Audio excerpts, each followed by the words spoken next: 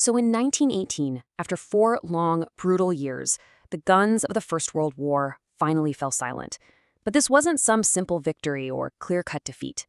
Today, we're going to unpack the really complex chain of events that led to the Armistice and the end of what was, really, a global catastrophe. So think about it. How does a war on this incredible scale, with this much brutality, actually end?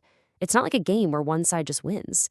It's about the other side reaching a total, absolute breaking point. A point where just continuing to fight is physically and mentally impossible.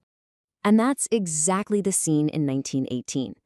After 4 long years of this horrific, grinding trench warfare, entire nations were right on the verge of collapse. The strain on everyone and everything was just immense. And something had to give. Okay, let's dive into this. To really understand the end of the war, you first have to appreciate the sheer, bone-deep exhaustion that it set in all across Europe. And this wasn't just soldiers being tired of fighting. This was entire societies starting to break down. You can really break it down into these 3 pillars of collapse. First, the economies were just gutted, absolutely drained by the unbelievable cost of the war. Then you have the people themselves, worn down by staggering casualties and years of severe rationing. And what happens then? Well, the governments start losing their grip. This widespread desperation really set the stage for the final act. Facing this grim reality, the German high command knew they were running out of time. They knew it. So they decided to roll the dice one last time, putting every last bit of strength they had into one massive, desperate push. And this was it, the spring offensive. The goal was brutally simple: smash through the Allied lines and force a victory before the full might of the American military, which was just starting to arrive in Europe, could change the game. It had to work, because there was no plan B. And at first, it almost seems like the gamble was paying off. They made these huge advances. But it was a move born of desperation. The German army pushed so far, so fast, that their supply lines were stretched to the breaking point. So there they were, deep in enemy territory, totally exhausted and out of supplies. The whole offensive just stalled. And that was the moment the Allies had been waiting for. With Germany's best forces now overextended and incredibly weak, the unified Allied command saw their chance to strike back and to end the war for good. This comparison really highlights the turning point, doesn't it? Germany's spring offensive was a total gamble from a position of weakness. But the Allied response, the 100 Days Offensive, that was a calculated attack that zeroed in on that very weakness. Where Germany had stalled out, the Allies were now perfectly positioned to break right through.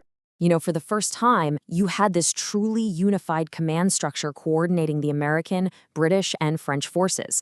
And bolstered by hundreds of thousands of fresh American soldiers, they began to systematically roll back the German lines, finally, breaking that years-long stalemate in the trenches. But the decisive action wasn't just happening on the battlefield. Back in Germany, the entire foundation of the war effort was beginning to crumble from the inside out. It started with the most basic thing: food. The Allied naval blockade had been choking off imports for years, and now it was leading to severe food shortages. People were starving. And that hunger and desperation, it just boiled over into organized resistance. Workers went on strike, crippling the factories, making munitions and paralyzing transportation. The whole war machine was just grinding to a halt. And then came the final blow. In the naval ports, sailors were ordered to set out on what everyone knew was a suicidal final mission. And they mutinied. They just refused to fight. I mean, when your own military refuses to follow orders, it's over. It's just over. This wasn't just losing a battle anymore. It was a total collapse of the will to continue the war. The government had completely lost control. So with the army in full retreat and the country in total chaos, the German government had no choice. They had to ask for an end to the fighting. And let's be really clear here. This wasn't a peace treaty negotiated between equals. This was a surrender. At the 11th hour of the 11th day of the 11th month, the guns on the Western Front finally fell silent. It's a date that, of course, is still commemorated all around the world today. And the terms were harsh. They really reflected Germany's position of total defeat. They had to immediately withdraw from all the territory they occupied in France and Belgium. And they had to effectively disarm their military, handing over huge amounts of weapons, ships, and equipment. But here's the thing you have to remember. An armistice is really just a ceasefire. It stops the shooting, right? But it doesn't solve the problems that started the war in the first place. A long, difficult road was still ahead. This was the huge challenge that lay ahead. All the core issues, territory, blame, who pays for all the damage, all of that was now on the table for the peace talks. The armistice had stopped the shooting, for sure, but the conflict was far from over, and its resolution would basically shape the entire course of the next 2 decades. Which leaves us with this final question. The guns fell silent, but was the war truly over? Because stopping a war is one thing, but building a lasting peace? That's something else entirely. The Armistice of 1918 ended the killing, but in a lot of ways, the stage was already being set for the next global conflict.